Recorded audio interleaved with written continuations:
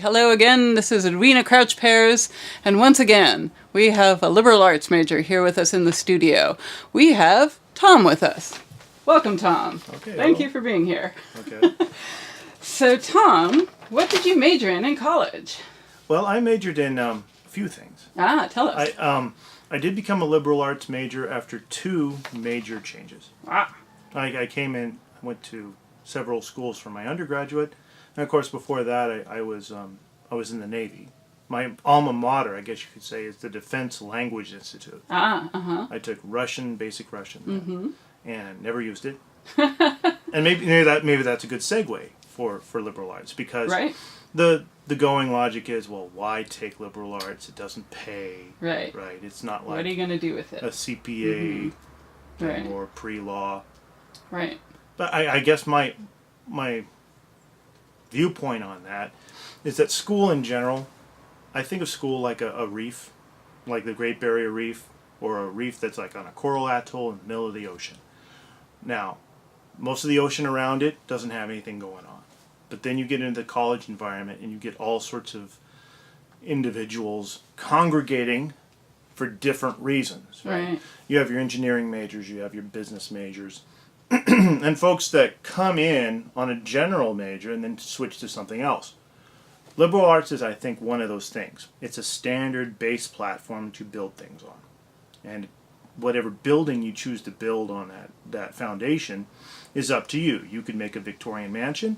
You could make something like, what is his name, Lloyd Wright. You can make Falling Waters with it. You can be extremely modern with it. Or you could be very utilitarian. You build a cabin on it. Now, the degree is going to be different depending on what you choose to do with it and the materials you use. Now, one liberal arts major is going to be different than another. They might have some standard similarities with them, but the structures they build, the focus of the study would be different. Now, in my case, I came to it after having done a major in like European studies. Did that at Seattle Pacific, and I went on to another private Christian school, Simpson College up in the North State, up in Reading, and I ended up choosing to do English as a major, and that just fit for me, because coming into that program, I'd already read things. Most English majors, they like to read. It's not like we like to do spreadsheets or chemistry equations or projects. We bring in a literary focus, usually, or a lot of languages. I know that liberal arts is good for language folk, if you study more than one language. In high school, I studied Spanish and French, back to back, my junior and senior year.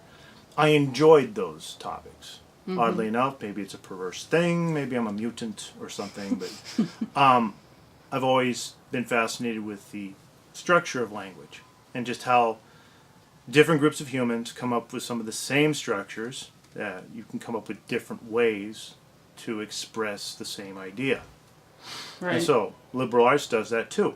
I mean, you can be a journalist major, which are rare now. I know of somebody that was the last journalist major at Seattle Pacific. They closed down that section of the humanities program. And that maybe was the shape of things to come. That happened in the mid-90s.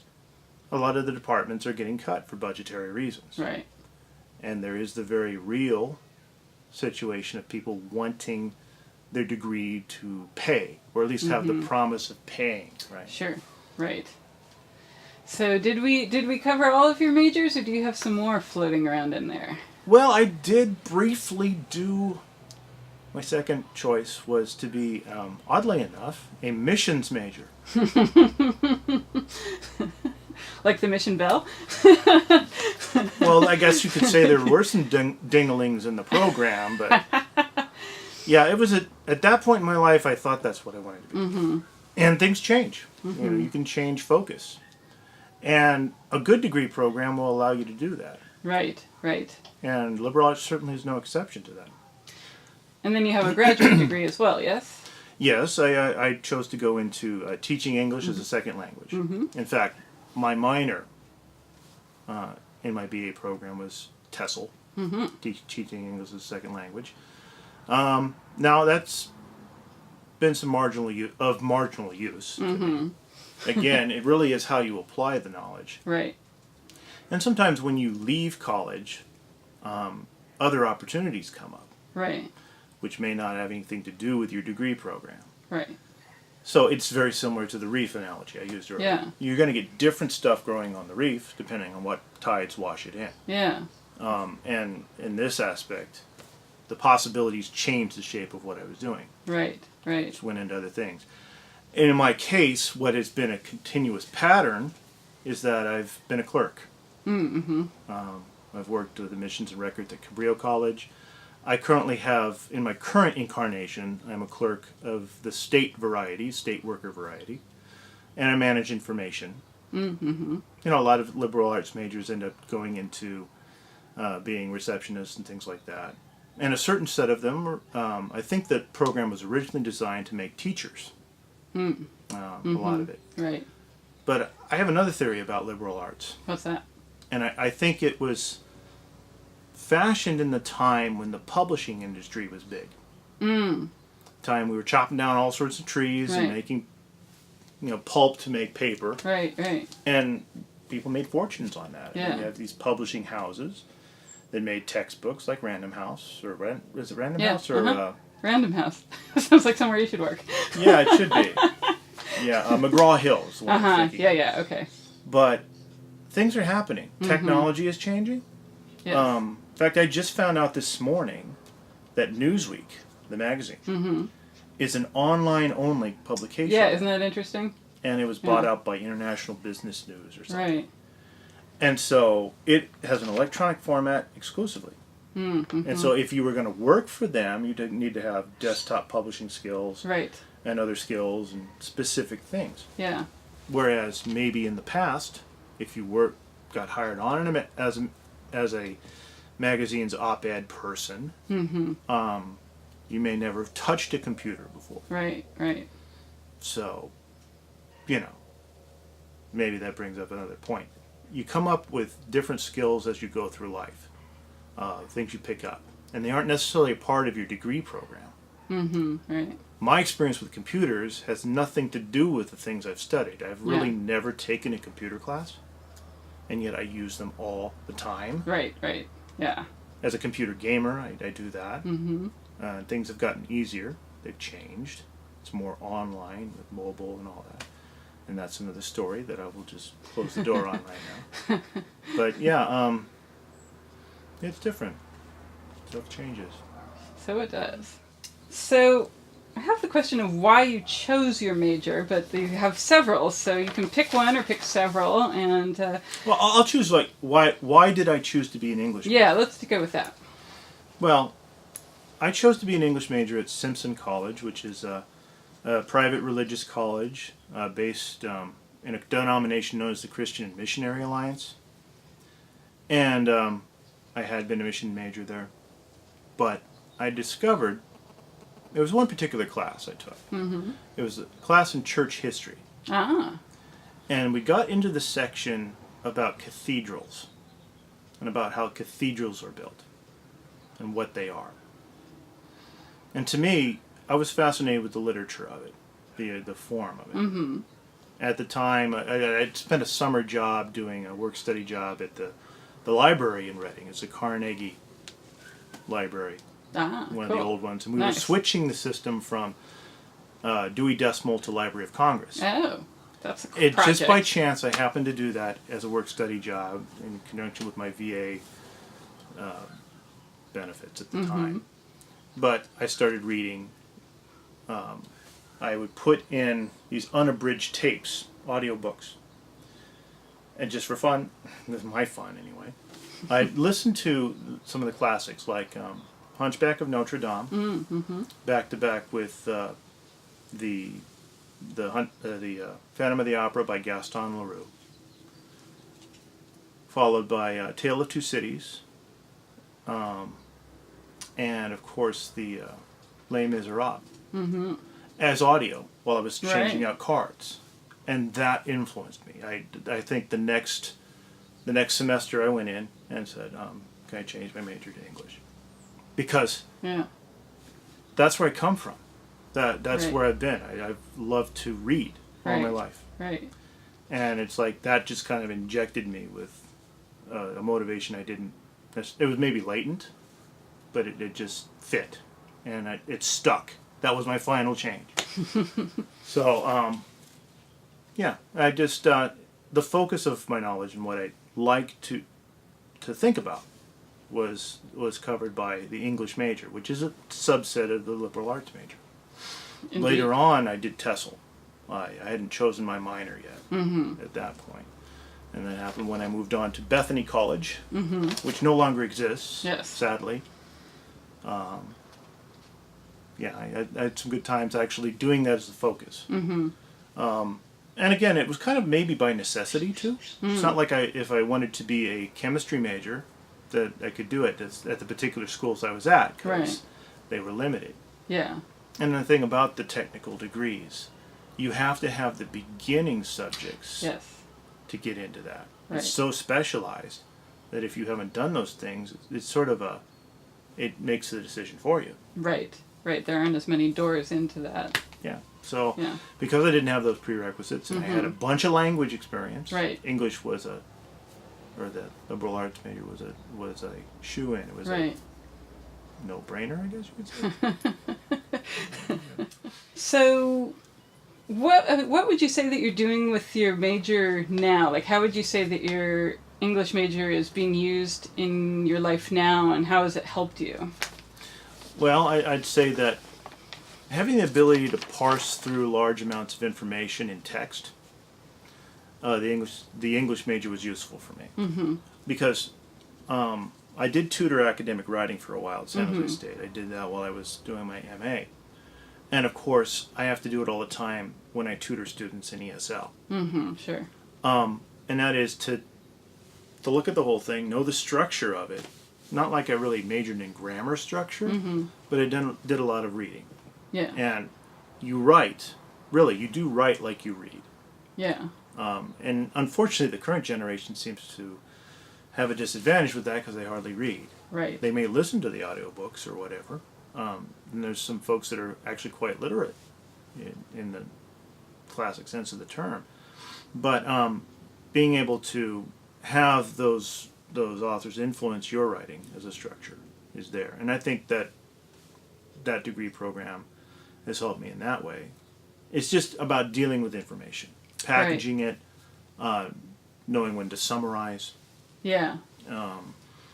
I happen to do a lot of emails for who I work for. I do packaged responses or customized ones depending on the situation. It's a customer service type function. I won't go into exactly what that is, but being an English major has helped, I think. Excellent. As opposed to being a motorcycle mechanic, I think I'd have different skills with that if that was my focus. So when you became an English major, did you have an idea of what you wanted to do with it, and is there something that you would still like to do with it that you haven't done? Well, as a pattern, even from then till now, I chose to do it because I eventually wanted to teach at the time. Right. Now, with me, like a free swimming organism that actually attaches to a rock.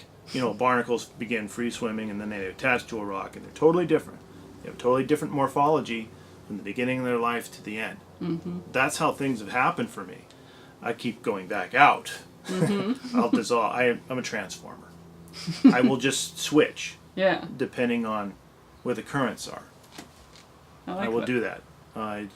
It happens. And in the form I just happen to do professionally happens to be that of a clerk. Either dealing with phone calls or files or that sort of thing. And where I am currently, there's every indication that says that it's temporary.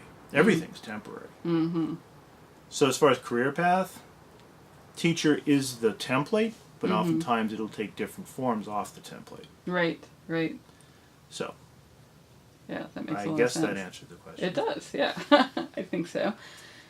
Are you glad you have the background you have, and do you ever wish you'd chosen a different major, a different path? Well, it's hard for me to think how things could have been different. Sometimes, well, now take me back to when I was a kid. I wanted to be a scientist. I was totally fascinated with what science comes up with. I still am. And there's a part of me that says, well, I'd like to be doing experiments and working with chemicals and that sort of thing. The reality is, my skill set just took me in a different direction. Right. And those disciplines are not very forgiving on not having the prerequisite information. Yeah, right. But I guess maybe a compromise would be to use it. I would want to be someone who writes about science. Yeah. Or explains science to people. Right. From foreign language backgrounds. That's interesting, yeah. The L2, as we call them, the second language learner, oftentimes they have highly technical skills. And in fact, I talk with some on every other week when I go to a meetup that I go to. And some of these people they work with semiconductors. They have very technical and math-based knowledge. But they deal with the English language, which is so complex and mutational, I guess you could say. Especially American English. We have so many idioms and expressions packed in. And some of those expressions are necessary to understand the flow of the conversation. Right. So some of these business professionals or engineers, they come into a situation where they have to communicate with other people. Right. Particularly management, some of which you have liberal arts backgrounds or business. And the language flow can be an impediment to that. Now, I kind of envy them in the fact that they know another language that I don't. And that is the language of mathematics. Right. Which is the truly universal language of all knowledge, really. Because we encode our information based on algorithms and quantitative reasoning. And in a sense, language has a definite mathematical structure to it. Yeah. The folks in computational linguistics explore that. Right? It's a fascinating thing. And which brings me to the interdisciplinary nature of knowledge. I am fascinated with any attempt to go across disciplines. Yeah, yeah. Whenever anybody succeeds in doing that, I'm excited. Yeah. Because all too often we've been so specialized as to actually impede knowledge and discovery. Right. And anytime we can integrate things is good. So I guess, get back to your question, how would I like to use it, I guess? Yeah, yeah. And I like to use it in an interdisciplinary way to make knowledge more interconnected. Yeah. I like that. And what would you say is the value of a liberal arts major, and how relevant do you think it is in the 21st century? Well, having a degree in general is valuable. Yeah. If you have a BA, there are certain doors that are open to you. But it depends on what you want. I mean, a lot of people are very, very successful without a college degree. Sure. And many of those people are very driven folk who can be very disciplined in a specific area. So I like to argue for the college degree whenever possible, but I recognize there are exceptions to those rules. Right. There are always exceptions. So the value of a liberal arts degree really is dependent on how you apply it. What is the best time you can spend in your undergraduate or graduate life? If your skill set and your interests are more in line with literature and writing, liberal arts is usually for you. But if you're a business-focused person who is interested in keeping books of a different kind, it may not be for you. Maybe some of the classes in the liberal arts discipline would be good. I'd encourage anybody, no matter what section they're in. They can be an engineer or business person or someone who's majoring in French. You need to know how to write academically. You need to know how to cite your sources. Right. Reference citation is not something that's really taught too well, or people are just not paying attention. They're just happy to get a nice opinion essay with 5 parts in the classic structure. But you get to college, and I know this firsthand, because at San Jose State we have remediation classes where we're dealing with folks that are smart. They know their stuff, but they just can't write because they never were taught how. Right. Because there's how you speak and there's how you write. They're different. Yeah. because you can jump subjects like I do all the time in speaking, but if you're writing, Right. it comes out as complete gibberish Right. if you do that, because Yes. you don't have, gestures and stuff. Right. And do you have any other, well, you probably have lots of other thoughts, but do you have any other thing that you want to add for this interview about liberal arts education, degrees, and whatnot? Well, I'd really emphasize it is what you make it. It is what you make it, and you should go for what you enjoy and what you like to think about. Think of the degree structure that would best serve that. Now, in today's economy, it makes sense to be business savvy and to think about the future. I'd encourage people to think about working while they're going to school whenever possible. Mm-hmm. The finance structure, it's necessary sometimes to do a college loan. Avoid it when you can. Use the community college system. Mm-hmm. I have to preach to that. The community college system is the best way to determine what kind of degree major you want without it costing you too much. Right. If you go on to a 4-year degree and find out that you want to change your major 3 times, Right. it's going to cost you. And I speak from experience on this. Sure. But that's my nature. I have to explore and ramble. I just do that. So, I guess that'd be a closing thought. The major is what you make it, and the English major or liberal arts focus can be good depending on how you apply it. Splendid. Well, thank you, Tom, so much for coming into the studio today and talking with us. Well, always a pleasure. Quite fascinating. Yeah, it's always a pleasure to speak with folks I haven't spoken with before. And this is the first interview I've ever done. Oh, well, you do very well in interviews. Hey, you think so? Well, I'd like to think so. Maybe it comes from talking with ESL students all the time. Ah, right. Yeah. Right. And let me say, they're the best group of people some of the best I've ever spoken with. They're really motivated folk. But anyway. Cool. Awesome. Okay. Thanks, Tom. That was very cool.